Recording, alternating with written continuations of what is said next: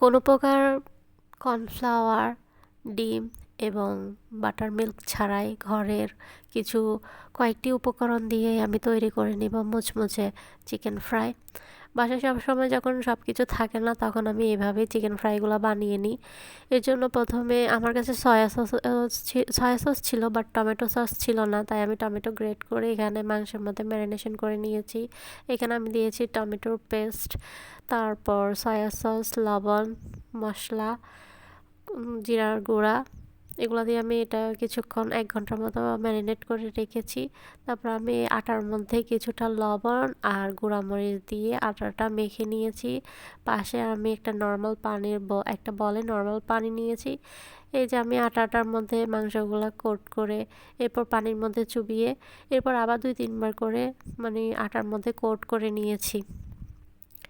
ভিডিওতে যেভাবে দেখতে পাচ্ছেন এভাবে কয়েকবার কোট করে নেওয়ার পর এরপর আমি একদম ফুটন্ত গরম তেলে এটা সুন্দর করে ভেজে নিয়েছি মুচমুচে করে। বাসায় আমাদের সবসময় সব কিছু থাকে না, আর যখনই চিকেন ফ্রাই খাইতে মন যাবে আবার সব কিছু থাকবে না, তখন এইভাবে হাতের কাছে যা পাবেন তা দিয়ে সহজে ঝটপট করে বানিয়ে নিতে পারেন এভাবে মজাদার চিকেন ফ্রাই।